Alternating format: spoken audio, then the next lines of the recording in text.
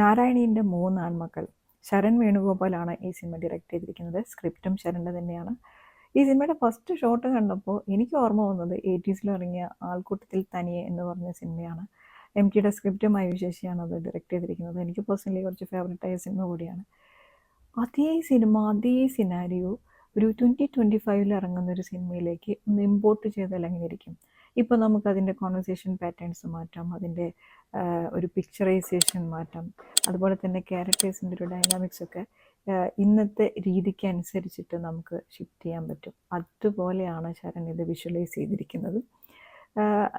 ഈ നാരായണി എന്ന് പറഞ്ഞ അവരുടെ നാരായണിക്ക് 3 ആൺമക്കളുണ്ട്, ടൈറ്റിൽ പറയുന്ന പോലെ തന്നെ. അപ്പോൾ അമ്മ മരിക്കാൻ കിടക്കുകയാണ്. പണ്ടത്തെ കാലത്ത് ഇപ്പോൾ ആൾക്കൂട്ടത്തിൽ തനിയലൊക്കെ പണ്ട് കാലത്തൊന്നും നമുക്ക് വെന്റിലേറ്ററും സെറ്റപ്പൊന്നും ഉണ്ടായിരുന്നില്ല. എല്ലാവരും വീട്ടിൽ കിടന്നാണ് മരിച്ചിരുന്നത്. ആ സമയത്ത് ഇത് പ്രിഡിക്റ്റ് ചെയ്യാനൊക്കെ ആൾക്കാരുണ്ടായിരുന്നു.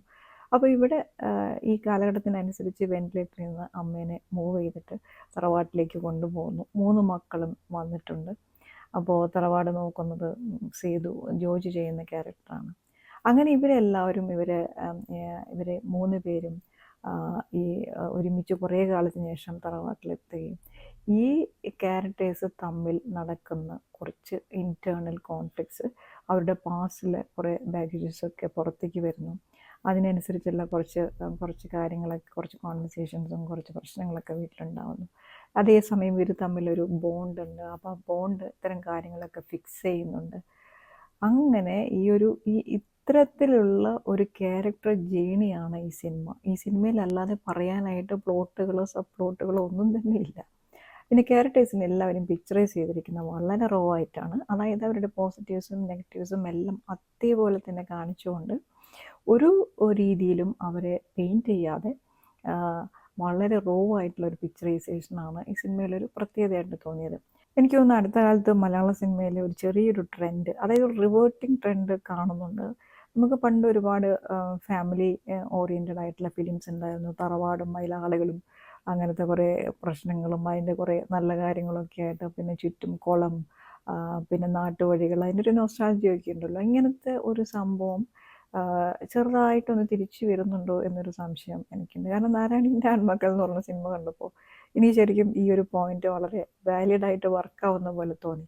കാരണം നമുക്കിപ്പോൾ കുറേ കാലമായിട്ട് നമുക്ക് അങ്ങനത്തെ സിനിമകൾ വളരെ കുറവാണ്. അപ്പോൾ ഇനി അതിലേക്കൊരു റീസൈക്ലിംഗ് പോലെ നമ്മൾ പോകുന്നുണ്ടോ എന്നൊരു സംശയമുണ്ട്.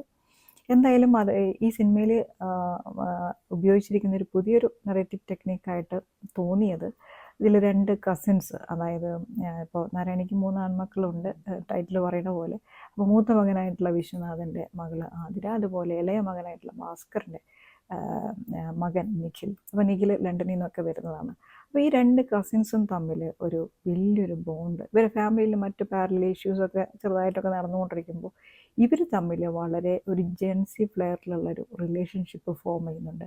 ഇവർ തമ്മിലുള്ള കോൺവെർസേഷനിൽ സ്ക്രിപ്റ്റ് വന്നിരിക്കുന്നത് എനിക്ക് ഭയങ്കര ഇഷ്ടപ്പെട്ടു. കാരണം നല്ല അപ്ഡേറ്റഡ് ആണ്. ഈ കാലഘട്ടത്തിലെ അവരുടെ പ്രായത്തിലുള്ള 2 യങ്സ്റ്റേഴ്സ് സംസാരിക്കുന്ന അതേപോലെ സ്ക്രിപ്റ്റ് കൊണ്ടുവരാനായിട്ട് ശരണിന് പറ്റിയിട്ടുണ്ട്. അപ്പോൾ ഇവർ തമ്മിലുള്ള ഈ ഒരു ബോണ്ട്, ഇത് വളരെ നല്ല രീതിയിൽ ഇത് മുന്നോട്ട് പോയിട്ട് കുറച്ച് കഴിയുമ്പോൾ ഇതിൻ്റെ ഒരു കളറ്, അതായത് സാധാരണ കസിൻസിന് ഒരു ട്രഡീഷണൽ ആയിട്ടുണ്ടാവുന്ന റിലേഷൻഷിപ്പിൽ നിന്ന് ഒന്ന് മാറിപ്പോകുന്നുണ്ട്. പക്ഷേ സിനിമ അത് വളരെ വളരെ വളരെ ബ്യൂട്ടിഫുൾ ആയിട്ടാണ് സിനിമ ഇത്തരം ഒക്കെ, അല്ലെങ്കിൽ ഇത്തരം സീക്വൻസുകളൊക്കെ നന്നായിട്ടാണ് സിനിമയിൽ പോർട്രേ ചെയ്തിരിക്കുന്നത്. അപ്പോൾ അങ്ങനെ ഈ മറ്റ് ക്യാരക്ടേഴ്സിൻ്റെ കാര്യം പറയുമ്പോൾ ഇവർ ബാക്കിയുള്ള ക്യാരക്ടേഴ്സ് അവരെ തന്നെ റെപ്രസെൻ്റ് ചെയ്ത് സിനിമയിൽ വരുന്നുണ്ട്. അതെല്ലാം വളരെ വളരെ ക്ലീനായിട്ട് ഓഡിയൻസിന് മനസ്സിലാവുന്ന രീതിയിൽ തന്നെയാണ്. പക്ഷേ അവർ പറയാത്ത എന്തെങ്കിലും ഒരു കാര്യം ഉണ്ടെങ്കിൽ ഇവരെ കൊണ്ട് അത് ഫില്ല് ചെയ്യിപ്പിക്കുന്നുണ്ട് ഡയറക്ടർ. ഇപ്പോൾ അവരച്ഛനെക്കുറിച്ച് അമ്മയെക്കുറിച്ച് വളരെ ഓപ്പണായിട്ടുള്ള റിമാർക്സ് ഈ 2 യങ്സ്റ്റേഴ്സും ഓഡിയൻസിലേക്ക് എത്തിക്കുന്നുണ്ട്. ഈ സിനിമയുടെ മറ്റൊരു നല്ലൊരു ക്വാളിറ്റി ആയിട്ട് തോന്നിയത് ഈ ക്യാരക്ടേഴ്സിനെ പ്രസൻറ്റ് ചെയ്തിരിക്കുന്ന രീതിയാണ്. അതായത് മൂത്ത മകനായിട്ട് വരുന്നത് വിശ്വനാഥൻ എന്ന് പറഞ്ഞ ക്യാരക്ടർ നാരായൺ സാർ നന്നായിട്ട് പെർഫോം ചെയ്തിട്ടുണ്ട്. ആ ഒരു തറവാട്ടിലെ മൂത്ത ആളുടെ കുറച്ച് ഒരു ജാതി സ്പിരിറ്റും അതുപോലെ പഴയ ബാഗേജുകളൊക്കെ കൊണ്ട് നടക്കുന്ന ഒരു മനുഷ്യൻ്റെ എല്ലാവിധ പ്രശ്നങ്ങളും അത് വളരെ വളരെ ഡയറക്റ്റായിട്ട് തന്നെ കൊണ്ടുവരാൻ ടാലൻസിയറിന് പറ്റിയിട്ടുണ്ട്.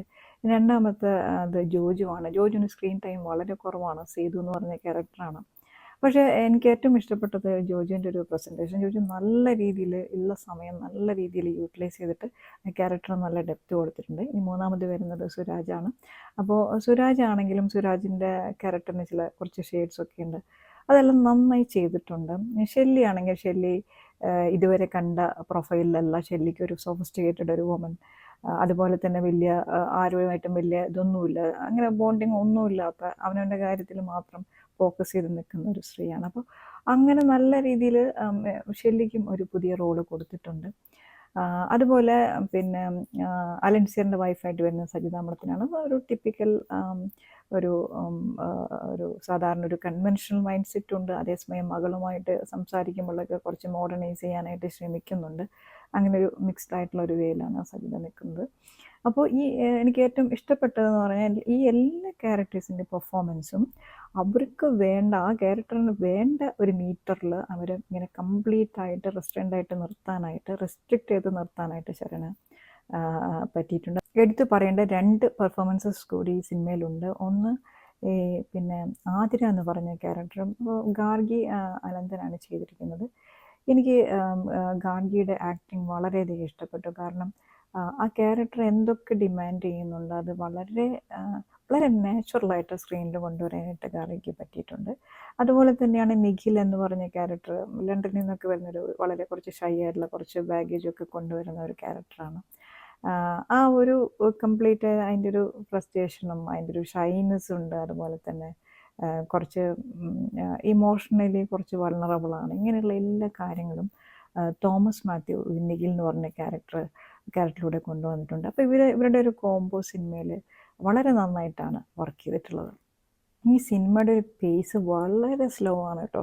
ഞാൻ ആദ്യത്തെ ഫസ്റ്റ് ഹാഫൊക്കെ കഴിഞ്ഞ സമയത്ത് എനിക്ക് തോന്നി എന്തൊരു നേരമായിട്ട് തിയേറ്ററിൽ ഇരിക്കുകയാണ്. പിന്നെ സെക്കൻഡ് ഹാഫ് കഴിഞ്ഞ് സിനിമ കഴിഞ്ഞോടുകൂടി പറയും വേണ്ട. അതായത് പിന്നെ സിനിമ ഒരു ക്യാരക്ടർ ജേണി മാത്രമാണല്ലോ. നമ്മളെ എൻ്റർടൈൻ ചെയ്യുന്ന വേറെ ഇൻസിഡൻസ് ഒന്നും ഈ സിനിമയിൽ നടക്കുന്നില്ല.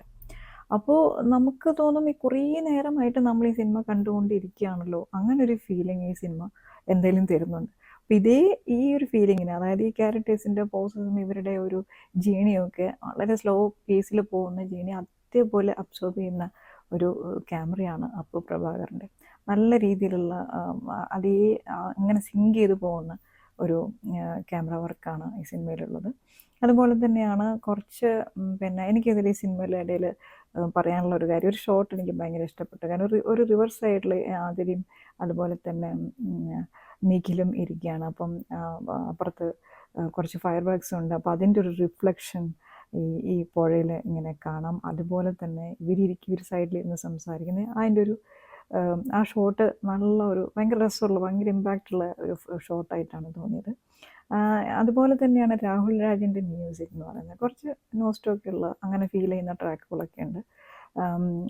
ഇവർ രണ്ടുപേരും ഇങ്ങനെ പുറമെ ഇങ്ങനെ നടന്നു പോകുന്ന ആ ഷോട്ട്, അതായത് തറവാടിന് ചുറ്റുമുള്ള കുളം, അതുപോലെ ഈ കുറേ അങ്ങനത്തെ നാട്ടുവഴികളൊക്കെ ഉണ്ടാവില്ല, അവിടെയൊക്കെ നടക്കുന്ന സമയത്തുള്ള ട്രാക്കൊക്കെ അത് എനിക്ക് നല്ല രീതിയിൽ ഇഷ്ടപ്പെട്ടു. നന്നായിട്ട് സിങ്ക് ചെയ്യുന്നുണ്ട് സിനിമയായിട്ട്. അപ്പോൾ ഓവറോൾ പറയുകയാണെങ്കിൽ ഈ സിനിമയിലെ സ്ക്രിപ്റ്റൊക്കെ വളരെ മിനിമലാണ്, അത് ഓക്കെയാണ്. അതുപോലെ തന്നെ ഡിറക്ഷൻ ഓക്കെയാണ്. ഇനിയിപ്പം ടെക്നിക്കലി സിനിമ അത്യാവശ്യം നല്ല രീതിയിൽ തന്നെയാണ് നിൽക്കുന്നത്.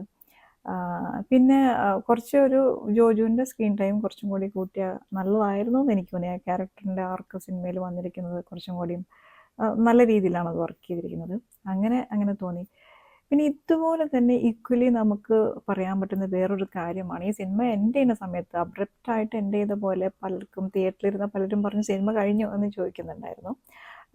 എന്നുവെച്ചാൽ അങ്ങനത്തെ ഒരു എൻഡിങ് ആണ് ഫീൽ ചെയ്തത്. അപ്പോൾ നമ്മൾ ഈ സിനിമ കഴിഞ്ഞ് എണീറ്റ് പോകുമ്പോൾ, തിയേറ്ററിൽ നിന്ന് പോകുമ്പോൾ നമുക്ക് എന്താണ് ടേക്ക് ചെയ്യുക, അല്ലെങ്കിൽ നമുക്ക് എന്തെങ്കിലും ഒരു ഹൈ മൊമെൻ്റ് ഉണ്ടോ ഈ സിനിമയായിട്ട് കണക്ട് ചെയ്യുന്നത് എന്ന് ചോദിച്ചു കഴിഞ്ഞാൽ അങ്ങനെ ഒരു മൊമെൻ്റ് ഈ സിനിമയിലില്ല. മാത്രമല്ല എനിക്ക് അങ്ങനെ ഒരു എന്തെങ്കിലും ഒരു ക്യാരക്ടറോ അതിൽ എന്തെങ്കിലും ഒരു ഇൻസിഡൻസോ നമ്മൾ അങ്ങനെ പുറത്തേക്ക് കൊണ്ടുപോകുന്നുണ്ടോ, അല്ലെങ്കിൽ നമ്മുടെ മനസ്സിലിരിക്കുന്നുണ്ടോ എന്ന് ചോദിച്ചാൽ അങ്ങനെയുമില്ല. അപ്പോൾ അങ്ങനെ ഈ സിനിമയെ കുറിച്ചുള്ള കറക്റ്റായിട്ടുള്ള വേർഡിക്റ്റ് പറയാനുള്ള ഒരു ബുദ്ധിമുട്ട് സത്യത്തിൽ നാരായണീൻ്റെ മൂന്നാം മക്കൾ എന്ന് പറഞ്ഞ സിനിമ എൻഡ് ചെയ്യുമ്പോൾ നമുക്ക് തോന്നാൻ സാധ്യതയുണ്ട്. എനിക്ക് അങ്ങനെ ഒരു എക്സ്പീരിയൻസ് ആയിരുന്നു. നമുക്ക് വേറൊരു സിനിമയ്ക്കായിട്ട് അടുത്ത് തന്നെ കാണാം. Thank you so much for watching.